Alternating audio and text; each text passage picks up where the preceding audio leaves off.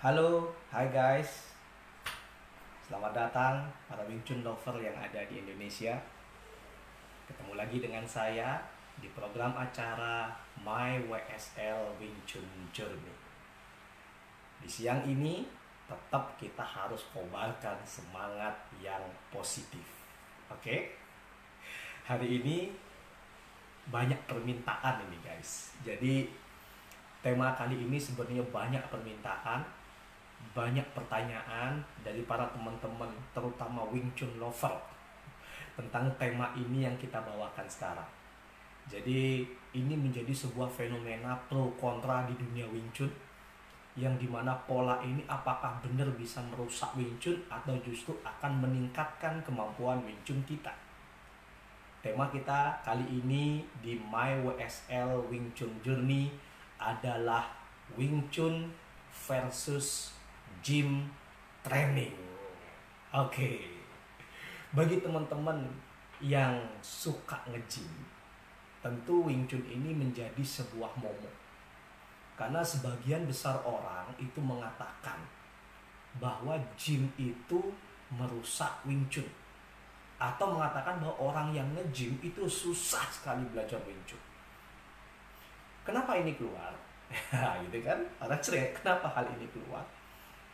Itu karena sebenarnya teman-teman yang melarang ini, atau bahasanya sifu ya, yang melarang ini itu biasanya adalah teman-teman yang selamat datang, sudah ngasih jempol. Teman-teman yang sebenarnya tidak memahami konsep gym guys. Karena bahasanya gini, kalau kita mau melarang sesuatu, tentu kita harus melatih dulu dong, sehingga kita tahu yang kita larang itu apa. Kita coba pelajarin dulu sehingga kita paham apakah gym itu benar-benar merusak Wing Chun atau tidak, kan gitu guys. Oke ya, kita akan bahas secara logika dulu guys. Jadi yang pertama, Wing Chun itu apa sih, gitu kan? Assalamualaikum. Waalaikumsalam Mas Wandi, mantap. Wing Chun itu apa, gitu kan? Wing Chun itu adalah sistem bertarung yang dimana ketika kita bertarung menggunakan sistem mekanika tulang, ya, saya ulang lagi, sistem mekanika tulang yang dibentuk dengan cara sudut-sudut dari sendi. Jadi sistem mekanika tulang yang dibentuk dengan cara membentuk sudut-sudut dari sendi, sehingga sendi ini bisa menjadi tenaga hantaran keluar dari tenaga kita, dan tenaga hantaran terima balik dari tenaga kita. Kan hukum itu aksi reaksi ya, seperti pernah saya sampaikan kemarin, yang dimana sendi ini berfungsi sebagai, bahasanya adalah spring atau pel, sehingga ketika kita mengeluarkan gaya dan ada gaya balik ke belakang, sendi ini itu bisa menjadi pel otomatis ketika sudutnya benar. Jadi sistemnya adalah pel menggunakan sudut sendi. Oke. Nah, apa yang dipakai otot ketika kita menggunakan sudut sendi ini? Kalau kita bicara sendi guys, ini kita bicara tentang ada otot-otot serat kecil yang secara generalis disebut dengan tendon, gitu kan? Otot urat kecil yang memiliki kekuatan mungkin 100 kali lebih besar kekuatannya daripada otot besar seperti biceps seperti ini. Sehingga otot serat itulah yang digunakan oleh Wing Chun untuk menghasilkan pel yang sangat kuat ketika melemparkan gaya atau menerima gaya dari luar. Itu Wing Chun. Nah, gym. Sekarang kita bahas logika dulu. Jadi biar nggak kita bahasanya, kalau bahasa orang itu pokoknya gitu kan. Karena dalam Wing Chun itu semuanya bisa dijelaskan dengan logika. Sekarang kita bahas tentang gym. Saya ingat belajar gym pertama itu guys sudah cukup lama, tahun 99 di kota Yogyakarta. Waktu itu saya kebetulan mendapatkan anugerah dari Allah belajar gym itu dari salah satu juara nasional binaraga. Entah apa yang dilihat dari saya, cuma beliau tiba-tiba menawarkan kepada saya secara gratis gitu kan, mau dilatih nggak? Mungkin waktu itu dilihat muka saya cupu gitu ya. Cupu, perantauan dan sebagainya, sehingga mungkin beliau ada rasa kasihan dengan saya. Jadi dilatihlah saya dengan beliau, seorang juara binaraga ya nasional di kota Yogyakarta. Salah satu pembelajaran yang saya dapat dari beliau adalah bahwa gym itu sebenarnya adalah fungsinya secara utama itu membentuk otot-otot besar plus menguatkan otot-otot serat kecil seperti pergelangan-pergelangan atau sendi-sendi. Jadi gym itu sebenarnya tidak hanya memperkuat otot besar, tapi kita juga memperkuat otot-otot sendi, sehingga sendi ini tidak mudah cedera. Nah, ini kalau berdasarkan definisi ini kita sudah mulai melihat sebenarnya ada sinkronisasi kan? Ada sinkronisasi. Lalu kenapa gym itu dianggap salah dalam Wing Chun itu kan? Yang pertama tentu karena Sifunya nggak pernah nge-gym. Oke, jadi nggak ngerti sebenarnya gym itu apa. Nah, pertanyaannya adalah bolehkah orang Wing Chun nge-gym? Gitu kan? Maka jawabannya adalah tentu saja boleh, guys. Beberapa senior saya di WSLVT itu adalah gymmers gitu ya. Orang-orang yang rutin dalam nge-gym. Dan mereka menganggap bahwa gym itu ternyata cukup bagus untuk conditioning tubuh bagi yang suka ya. Karena Sifu saya nggak nge-gym. Tapi beberapa sisuk saya, sisuk dan sibak saya itu ada yang nge-gym. Sehingga pada akhirnya kita bisa belajar dari dua tipikal orang dalam melakukan conditioning tubuh di Wing Chun.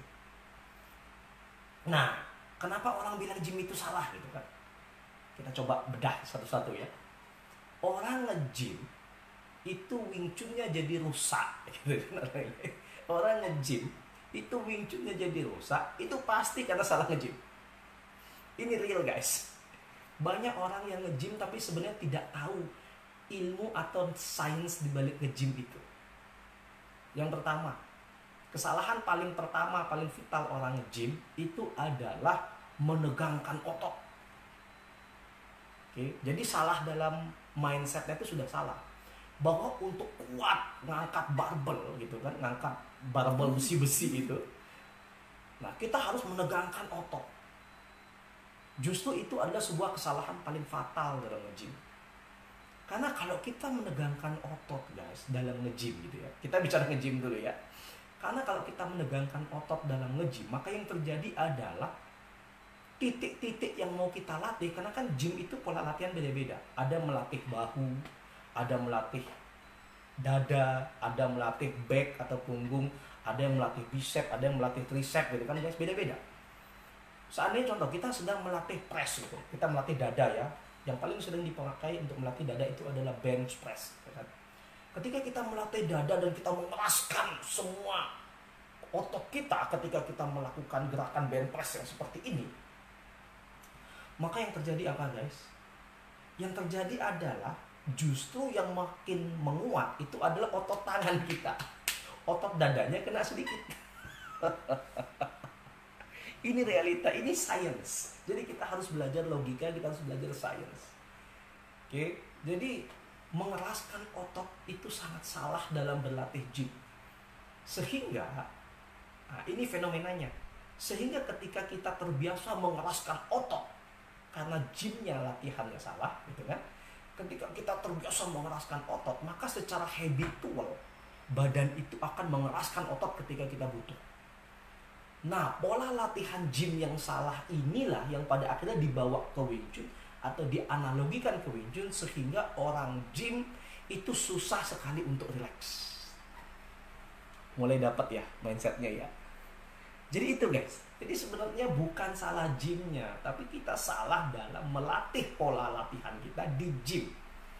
Sehingga ketika kita mengeraskan otot gitu, pada akhirnya ketika kita melatih Wing Chun jadinya badan itu keras.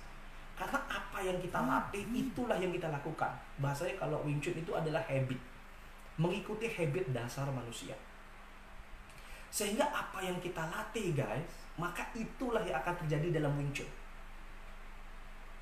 Mulai paham ya? Jadi kenapa orang nge-gym itu ketika latihan Wing Chun tangannya keras sekali, susah untuk relax?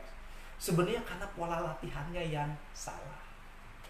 Kemudian yang nomor 2, pola latihan nge-gym, guys.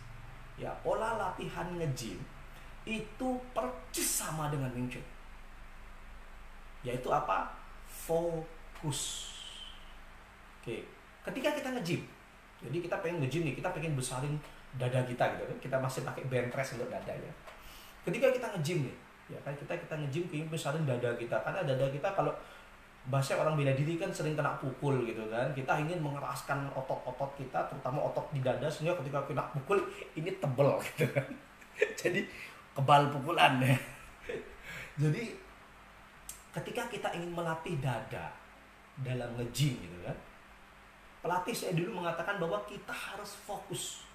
Fokusnya adalah, maksudnya fokus itu kita adalah mengatur pikiran kita untuk fokus melatih dada. Sehingga semua fokus kita, semua intensi atau niat itu adalah melatih membesarkan dada. Sehingga ketika fokus kita, oke, Mas Dharma, thank you. Kita wave dulu. Sehingga ketika kita melatih bench press seperti ini, ya, kita melatih bench press seperti ini, kita tidak lagi terfokus kepada otot tangan yang mengeras. Ketika kita melatih bench press, melatih dada kita dengan bench press, ketika kita mengangkat seperti ini dan melatih, otak kita itu memfokuskan pikiran kita hanya pada tenaga di dada. Sehingga tangan ini benar-benar rileks. Oh, aneh ya? Ini pola latihan juara binaraga nasional dari Yogyakarta. Jadi ketika kita melatih ini, tangan ini total rileks. Dia hanya menyangga dengan sudut yang tepat. Sehingga tenaganya benar-benar berasal dari satu dada seperti ini.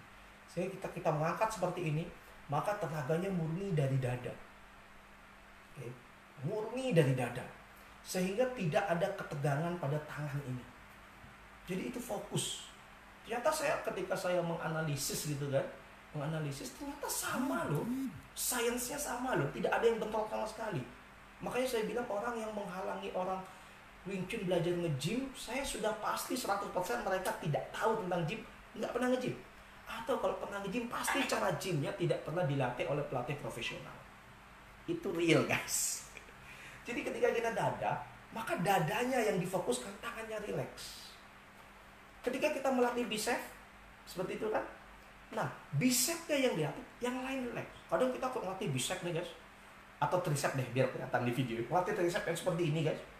Kadang ketika kita melatih tricep seperti ini satu lengan bawah ikut mengeras. Benarkah itu? Big X. Salah guys. Ketika kita melakukan latihan tricep seperti ini, justru malah lengan bawah ini, dari lengan bawah ke sini itu rileks. Oke, makanya di pola gym itu ada yang namanya menggunakan alat bantu yang seperti rack di sini, kemudian nanti ini ada naik ke atas, diikat di dumbbell. Sehingga ketika kita memegang grip dumbbell itu kita tidak perlu menegangkan pergelangan tangan ini, nggak perlu dikencengin. Dia hanya memegang gently gitu ya.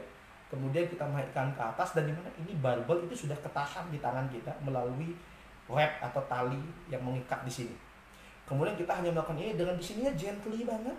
Kemudian kita hanya fokus melatih tricep, fokus melatih. Yang lainnya tidak ada. Fokus melatih tricep. Oke. Nah, sehingga kalau itu dilakukan, kita terbiasa, justru sangat terbiasa melatih yang namanya fokus otot. Sehingga kita tahu nih, kita belajar sama kayak Wing Chun. Gym itu juga kita belajar merasakan badan kita. Bener nggak sih yang kena 100% di situ? Makanya banyak orang nge-gym bertahun-tahun badannya nggak jadi-jadi guys.